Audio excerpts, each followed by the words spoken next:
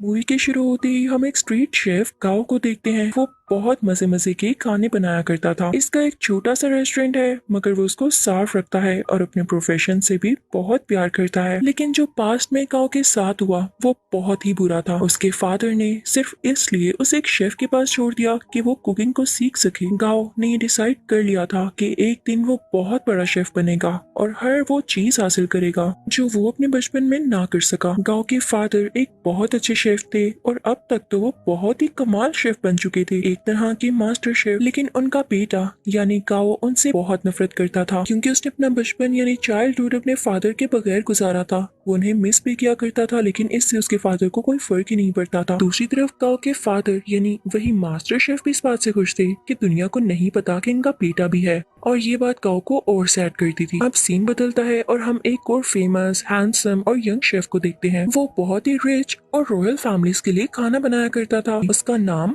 पोल होता है। पोल का ये ख्वाब था कि वो अपने फादर के लिए अपनी कंट्री में एक रेस्टोरेंट बनाएगा। इसलिए वो अब्रोड को छोड़ते हुए और सब ऑफर्स को मना करते हुए अपनी कंट्री वापस आ जाता है। वहाँ जाकर वो एक फिश सेलर के पास जाता है और कहता है कि मुझे एक बड़ी सी मछली तो दिखाओ। तो फिश सेलर उसे मना कर देता है। अब जैसे ही गाओ उसके पास बड़ी सी मछली लेने आता है तो वो आदमी उसे मछली दे देता है। ये देखकर पोल को बहुत गुस्सा आता है और वो गाओ को गुस्से से देखता है, जैसे वो उससे जेलस हो कि भाई इसने उसको मछली क्यों दे दी। फिश सेलर जब इन दोनों को गुस्से में देखता है तो वो मछली के दो टुकड़े कर देता है ताकि इनमें लड़ाई ना हो, लेकिन वो दोनों फिर भी एक दूसरे को गुस्से से घूरते रहते हैं। अब हम पोल के शानदार और बहुत ही प्यारे रेस्टोरेंट को देखते हैं जिसकी आज ओपनिंग होती है। वो बहुत नीट एंड क्लीन एडवांस तरीके से बनाया गया और बहुत ही खुला रेस्टोरेंट होता है। उसको बहुत अच्छे तरीके से डेकोरेट किया होता है। पोल ने जो नया रेस्टोरेंट खोला था वो गांव के रेस्टोरेंट के बिल्कुल सामने था, जिसे देखकर गांव के दोस्त घबरा जाते हैं, क्योंकि ये नया रेस्टोरेंट इन कस्टमर्स का सारा इंटरेस्ट अपनी तरफ करने वाला था और इन सब लोगों को इनसे छीनने वाला था। और जिस बात का डर था वही होता है। सब लोग नए रेस्टोरेंट का टेस्ट चेक करने के लिए उसमें चले जाते हैं, तो गांव के दोस्त गांव को सपोर्ट करने के लिए डिस्काउंट ऑफर की अनाउंसमेंट करते हैं, जो कस्टमर्स को वाकई में अट्रैक्ट करती है, और वो फिर से गांव के रेस्टोरेंट की तरफ चल पड़ते हैं। इस बात से पोल के दोस्तों को बहुत गुस्सा आता है और वो इनसे आके गुस्से से बात करते हैं कि तुम लोगों के साथ मसला क्या है, हमारी सक्सेस तुम लोगों से देखी नहीं जा रही। फिर एट द एंड दोनों पार्टीज में डिसाइड होता है कि क्यों ना एक कंपटीशन रखा जाए और देखा जाए कि किस शेफ के हाथ में ज्यादा टेस्ट है। अब दोनों को जबरदस्ती कंपटीशन में पार्ट लेने के लिए कहा जाता है। पहले तो वो मान नहीं रहे होते, लेकिन जब एक दूसरे को देखते हैं तो पहचान लेते हैं कि इन लोगों का सामना तो उस दिन फिश स्टॉल पर हुआ था, तो ये लोग कंपटीशन के लिए रेडी हो जाते हैं। अब टेबल लग जाता है और उस पर एक बड़ी सी फिश रखी जाती है जिसको इन दोनों ने काटना था। अब सबसे पहले पोल फिश को काटता है और उसके कांटे बहुत स्मूथली और तेजी के साथ निकालने लगता है और उसका ये तरीका सबको बहुत पसंद आता है। अब वो फिश फेंकता है गाँव की तरफ। गाँव भी फिश को बड़े अच्छे तरीके से काटता है और उसकी स्किन जब सबको दिखाता है तो उस पर जरा सा भी फ्लैश नहीं होता, यानी उस पर जरा सा भी फिश का मीट नहीं लगा होता। तो उसको भी सब बहुत एडमायर करते हैं, यानी दोनों की बराबर तारीफ होती है। अब वहाँ एक चेयरमैन भी होते हैं जो उनसे कहते हैं कि एक इंटरनेशनल कुकिंग कंपटीशन होता है, मुझे लगता है कि तुम दोनों को उसमें पार्ट लेना चाहिए। अब दोनों को प्रूव तो करना था कि इनमें से कौन बेस्ट शेफ है, तो दोनों रेडी हो जाते हैं। अब पोल मीडिया को बताता है कि मैं फ्रांस में कुकिंग करता था और चाइना आकर मैंने फील किया कि अब भी लोग पुराने तरीकों को यूज करके कुकिंग करते हैं, और जाहिर है ये बात वो इनडायरेक्टली गाँव को ही कह रहा था, और इसे देख के गाँव को बहुत गुस्सा आता है। अब वहाँ सबको पता चलता है कि पहले इनका आपस में कंपटीशन होगा। अगर ये लोग उसे जीत जाते हैं तब ये लोग फाइनल तक पहुँच सकेंगे, और साथ ही साथ बहुत ही बड़े मास्टर शेफ से मिलने का भी चांस मिलेगा। और ये मास्टर शेफ कोई और नहीं बल्कि गाँव के ही फादर थे। उधर गाँव के रेस्टोरेंट में पोल की दोस्त आती है और गाँव और उसकी दोस्त को रेस्टोरेंट आने का कहती है कि आज का खाना आप हमारी तरफ खाएं। अब वो दोनों यानी गाँव और उसकी दोस्त पोल के रेस्टोरेंट तो जाते हैं, लेकिन उनको खाना पोल नहीं बल्कि पोल की वही दोस्त सर्व करती है। दिखने में वो खाना तो फ्राइड एग और एक प्लांट पोट की तरह लग रहा था, लेकिन उसका टेस्ट एकदम अलग था। तो ये देख के वो सोचता है कि वाकई पोल की कुकिंग बहुत एडवांस है। तो वो सीधा किचन में जाता है और उसको गुस्से से कहता है, पोल अपना खाना अच्छा दिखाकर क्या साबित करना चाहते हो कि तुम बहुत अच्छे कुक हो। तो पोल चुप रहता है और उससे मीट पकाने का कहता है कि चलो देखते हैं कौन ज्यादा अच्छा मीट पका सकता है। गाओ चैलेंज एक्सेप्ट करता है। अब गाओ बहुत ही अच्छे तरीके से वो मीट पकाता है, वो बहुत डिलीशियस लग रहा होता है। अब पोल उसे कहता है कि मैं तुम्हें सेम रेसिपी के साथ ये डिश बनाकर दिखाता हूँ। पोल शुरू करता है और सेम डिश बहुत ही कम टाइम में बना लेता है। जब गाओ उसको स्मेल करता है तो उसे अपनी डिश में और इसकी डिश में कोई फर्क नहीं लग रहा होता, तो वो समझ जाता है कि वाकई इसके पकाने का तरीका बहुत एडवांस है। वो उदास हो जाता है और वहाँ से से चला जाता है। अब गाओ को कोई कहता है कि उसे उसके फादर बुला रहे हैं। गाओ अपने फादर के पास जाता है और कहता है कि अब आपने मुझे क्यों बुलाया, जबकि आप ये बात मानते ही नहीं कि मैं आपका बेटा हूँ। तो मास्टर शेफ उसे कहते हैं, मैंने ऐसा इसलिए किया ताकि दुनिया ये ना कहे कि तुम मेरे बेटे हो, इसलिए तुम इंटरनेशनल कंपटीशन तक पहुंच सके, बल्कि मैं तो यही चाहता हूँ कि तुम खुद ये करो। तो गाओ कहता है, डैड मुझे वैसे भी आपकी सपोर्ट की जरूरत नहीं, जब मुझे आपकी जरूरत थी तब आप मेरे पास नहीं थे। खैर मैं अब ये साबित करके दिखाऊंगा कि मैं वो हासिल कर सकता हूँ जिसकी वजह से आपने मुझे छोड़ा। अब गाओ यहाँ से चला जाता है क्योंकि उसे अपने डैड की किसी भी बात पर यकीन नहीं होता। अब next day international cooking competition होता है। सब प्रिपरेशन की जा चुकी होती हैं। कॉम्पिटेंट्स यानी पोल और गाओ भी रेडी होते हैं। टाइम स्टार्ट होता है। पोल की कोई स्वीट डिश होती है और गाओ की चिकन डिश। दोनों बहुत मेहनत से अपनी डिशेस तैयार करते हैं। पोल तो टाइम से पहले ही अपनी डिश तैयार कर लेता है, लेकिन उसके बाद गाओ की भी शानदार डिश रेडी हो जाती है। उसने भी टाइम पर अपना दिया गया टास्क पूरा कर लिया था। जजेस और ऑडियंस बहुत इम्प्रेस होते हैं और अब उनकी डिशेस को टेस्ट किया जाता है और दोनों के सेम पॉइंट्स आते हैं क्योंकि जज को उनके खाने में इतना ज्यादा डिफरेंस नहीं लग रहा था, यानी दोनों की डिशेस बहुत मजे की थी। तभी स्टेज पर एक जज आता है और इस कंफ्यूजन को क्लियर करने के लिए कहता है कि नो डाउट दोनों की डिशेस की टेस्ट बहुत आला थे, लेकिन मुझे टाइम मैनेजमेंट पॉल की ज्यादा पसंद आई, इसलिए ये कंपटीशन पॉल ने अपने नाम कर लिया है। पॉल यहाँ पर बहुत ज्यादा खुश हो जाता है। गाओ क्योंकि कंपटीशन हार चुका होता है तो वो बहुत ज्यादा उदास होने की वजह से अपने घर भी नहीं जाता और वीडियो गेम्स खेलने के लिए चल पड़ता है। वो कई दिन तक अपना टाइम यूं ही स्पेंड करता रहता है और एक दिन उसके पास वही शेफ आते हैं जिनके पास उसने अपना बचपन गुजारा और उसी के पास गाओ के डैड उसे छोड़ कर गए थे। वो उसे समझाते हैं कि गाओ देखो, हार जीत तो इंसान की जिंदगी का हिस्सा होती है ना, अगर आज तुम नहीं जीत सके तो क्या जरूरी है कि कल भी नहीं जीत पाओगे। लेकिन गाओ घर जाने के लिए तैयार ही नहीं था। उसे बहुत समझाने के बाद कन्विंस कर लिया जाता है कि उसे घर जाना होगा और अगले कंपटीशन की तैयारी करनी होगी। अब पोल बहुत ज्यादा खुश होने की वजह से अपने रेस्टोरेंट जाता है। वो बहुत इंजॉय करता है। उसके सामने उसके दोस्त बैठे होते हैं तो बातों बातों में उसके दोस्त उसे कहते हैं, पोल तुम अपनी दोस्त को चांस क्यों नहीं देते हो, वो इतने टाइम से तुम्हारे साथ है, तुम उस पर ट्रस्ट तो करो, उसे अलाउ करो कि वो इंटरनेशनली तुम्हें रिप्रेजेंट कर सके, तुम्हारे रेस्टोरेंट का नाम ऊंचा कर सके। तो पोल उसे कहता है, हाँ वो मेरी अच्छी दोस्त जरूर है, इस बात से मैंने मना नहीं किया, लेकिन यार उसे खाना तक पकाना नहीं आता, वो कैसे मेरे रेस्टोरेंट को इंटरनेशनली रिप्रेजेंट कर सकती है। तो उसका दोस्त और बातें करने लगता है और उसकी बातों से ये लग रहा होता है जैसे ये उसकी दोस्त के साथ ही मिला हुआ है और इनके दिल में लालच आ रही है। तभी वहाँ पर पोल की वही दोस्त आती है और उसके सामने सूप की 2 कप्स रखते हुए कहती है, पोल क्या तुम मुझे बता सकते हो कि इनमें से किस में सॉल्ट ज्यादा है।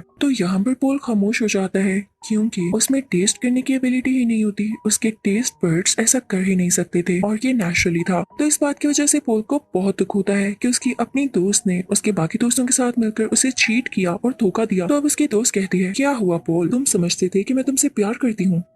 ये तुम्हारी गलत फहमी थी, आजकल ऐसा कहाँ होता है, मैंने तो तुमसे दोस्ती सिर्फ इसीलिए की थी ताकि तुम्हें यूज करके इंटरनेशनल कॉम्पिटिशन में जा सकूं। वैसे जाना तो मेरे लिए पॉसिबल नहीं था, लेकिन आज तक जो मैंने तुम्हारा राज रखा उसके बदले में तुमने मुझे क्या दिया? क्या तुम मुझे एक ऑफर नहीं कर सके? लेकिन अब नहीं, अब मैं खामोश नहीं रहूंगी क्योंकि मैं भी इस कंपटीशन में जा सकती हूँ। अब यहाँ पर एक और बड़ी बात रिवील होती है कि पोल की दोस्त पोल के ही दोस्त के साथ मिलकर पोल को चीट कर रही थी क्योंकि वो दोनों अब रिलेशनशिप में थे और पोल के अगेंस्ट ही एक साजिश यानी कॉन्स्पिरेसी चल रहे थे कि पोल के रेस्टोरेंट को बेच देंगे और उनसे जो पैसे आएंगे उनसे अपनी लाइफ स्टार्ट करेंगे। लेकिन पोल भी ऐसा होने दे नहीं सकता था। पोल बहुत उदास हो जाता है और अपने रेस्टोरेंट से बाहर आ जाता है। रात हो चुकी होती है और वो बाहर बैठकर ड्रिंक करने लगता है। तभी उसे गाँव भी देख लेता है और उसके पास आके कहता है, पोल तुम उदास क्यों बैठे हो यार, तुम तो जीत चुके हो, तुम्हें खुश होना चाहिए। तो पोल उससे कहता है, हाँ जीत तो चुका हूँ पर हार भी बहुत कुछ चुका हूँ। खैर तुम छोड़ो, तुम्हें एक बात बताता हूँ, सामने ये बैनर देख रहे हो, वो इनफैक्ट गाँव के फादर यानी उसी मास्टर शेफ की पिक्चर होती है। तो पोल उसकी तरफ इशारा करके कहता है, ये मेरे आइडियल है, मैं चाहता हूँ मैं इनकी तरह बनूं। तो गाँव आगे से हल्का सा मुस्कुराता है और कहता है, पोल ये मेरे फादर है, तुम यही सोचते हो ना कि अच्छे इंसान है और तुम इनके जैसा बनो, तो मैं तुम्हें बताऊं मेरे फादर दिल के बहुत बुरे हैं। गाँव से अपने पास्ट की स्टोरी बताने लगता है कि उन्होंने मेरे साथ क्या क्या किया। पहले तो पोल कहता है, गाँव तुम मजाक कर रहे हो यार, बस कर दो। लेकिन गाँव उसे बताता है, नहीं वो मुझे बचपन में वाकई में छोड़ गए थे सिर्फ इसलिए कि मैं उनके प्रोफेशन को अपना नहीं पा रहा था। मैंने अपना सारा बचपन उनके बगैर गुजारा है। तो पोल कहता है, अच्छा उदास नहीं हो, अब हम क्या कर सकते हैं? तो गाँव से कहता है, बॉटल्स फेंक सकते हैं। तब वो दोनों खाली बोतल्स उस बैनर की तरफ फेंकने लगते हैं और बहुत खुश होते हैं। यहाँ पर इन दोनों में दोस्ती हो जाती है और ये सीन बहुत ही ज्यादा क्यूट है। अब पॉल जब वहाँ से अपने रेस्टोरेंट वापस जाता है तो देखता है कि उसके दोस्त उसके रेस्टोरेंट का सौदा कर रहे होते हैं। तो पॉल उनसे कहता है, ये क्या हो रहा है, तुम लोग मेरी इजाजत के बगैर ऐसा कर भी कैसे सकते हो। तो उसके दोस्त उससे कहते हैं, मुझे ये बताओ इंटरनेशनल कंपटीशन में अपने साथ किसको लेकर जाओगे, क्योंकि राउंड 2 में अकेले नहीं पका सकते, आपके साथ आपका पार्टनर होना लाजमी होता है। क्या तुम अपनी दोस्त को लेकर जाओगे? तो पॉल कहता है, मेरा दिमाग नहीं खराब, मैंने डिसाइड कर लिया है कि मैं किसे अपने साथ लेकर जाऊंगा जो कि वाकई डिजर्विंग है। पॉल यहाँ पर काओ का नाम लेता है। तो ये सुनकर उसके दोस्त काफी जेलस होते हैं। उनमें से एक कहता है, पॉल याद रखना तुम्हारा करियर मिट्टी में मिल जाएगा। तो पॉल उसे अपने सर से हिट करता है, उन सबको वहाँ से भगा देता है। जब ये सारे लोग चले जाते हैं तो काओ का वही गार्डियन शेफ पॉल से कहता है, पॉल वाकई तुमने ये सोचा है कि तुम गाओ को अपने साथ लेकर जाओगे? तो पॉल कहता है, हाँ क्यों नहीं, और साथ ही वो गाओ के शोल्डर पर पैट करता है और कहता है, हाँ ये डिजर्विंग है। सब बहुत खुश होते हैं। अब यहाँ पे कंपटीशन की तैयारियां शुरू हो जाती हैं। दोनों में ये डिसाइड होता है कि पॉल काओ को अपने नए तरीके सिखाएगा, जबकि काओ पॉल को अपने पुराने तरीके जिस तरह से वो कुकिंग करता है। काओ पॉल से कहता है, तुम परेशान मत होना, अगर तुम्हारे टेस्ट बड्स काम नहीं करते मैं तुम्हारा टेस्ट वापस लाने में तुम्हारी मदद करूंगा। वो उसे समझाता रहता है कि इस तरह करो। पॉल भी उसे नए नए तरीके बताता रहता है और यहाँ पर इन दोनों का काफी अच्छा टाइम स्पेंड हो जाता है। ये रोज खाना बनाने की प्रैक्टिस करते, साथ साथ डांस करते, सिंगिंग करते और बातें करते। और अब यहाँ इन दोनों की दोस्ती और भी गहरी हो चुकी थी। अब वो दिन भी आ जाता है जब इंटरनेशनल कंपटीशन का राउंड 2 होता है। ये दोनों अपनी डिश बहुत अच्छे तरीके से बनाने लगते हैं और कम ही टाइम में बहुत अच्छी स्वीट डिश तैयार कर लेते हैं, जो कि जजेस को इतनी ज्यादा पसंद आती है कि वो कहते हैं हमने आज तक ऐसी डिश नहीं खाई। और ये राउंड ये दोनों विन कर लेते हैं। और सही कहा जाता है कि यूनिटी इज स्ट्रेंथ। अब इसके बाद शुरू होना होता है थर्ड राउंड, जो कि कुछ दिन बाद था। और ये कंपटीशन इनका उसी मास्टर शेफ यानी काओ के फादर के साथ था। तो यहाँ पर पॉल काओ से कहता है, मुझे लगता है कि तुम इस कंपटीशन को जीत सकते हो, तो तुम चले जाना। तो काओ पॉल से कहता है, तुम बहुत अच्छे शेफ हो, तुम्हें तो एडवांस तरीके भी पता है और तुम मेरे से भी ज्यादा अच्छा कर सकते हो। तो पॉल कहता है, नहीं ऐसी बात नहीं, देखो मैंने अपने फादर का ड्रीम पूरा किया अपना रेस्टोरेंट बनाकर, तो तुम अपने फादर का ड्रीम पूरा करो ना। वो तुम एक बहुत अच्छा शेफ देखना चाहते थे, तो तुम उनके सामने जाकर कुकिंग करो और उन्हें प्रूव कर दो कि तुम बहुत अच्छे शेफ बन सकते हो। तो काओ मान जाता है और पॉल का शुक्रिया अदा करता है। अब थर्ड और फाइनल राउंड स्टार्ट हो चुका होता है।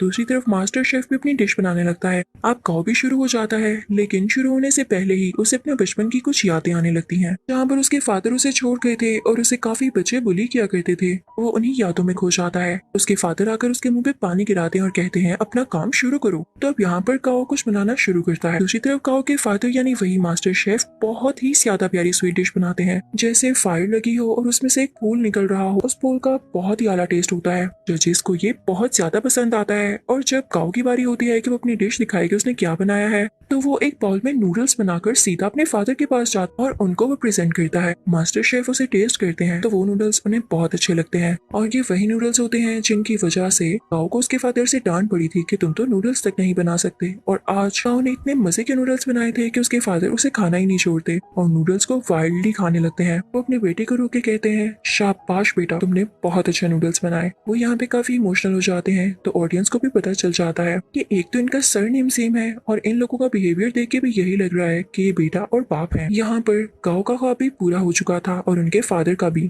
अब उधर हम रेस्टोरेंट में देखते हैं कि पॉल और काओ अब साथ काम करते हैं और उनकी ऑडियंस पहले से कई ज्यादा है, यानी उनके पास और भी ज्यादा कस्टमर्स आते हैं। लोग उनका खाना बहुत ज्यादा पसंद करते हैं और इनके रेस्टोरेंट में अब रौनक ही रौनक हो जाती है। इसी के साथ ये मूवी यहीं पर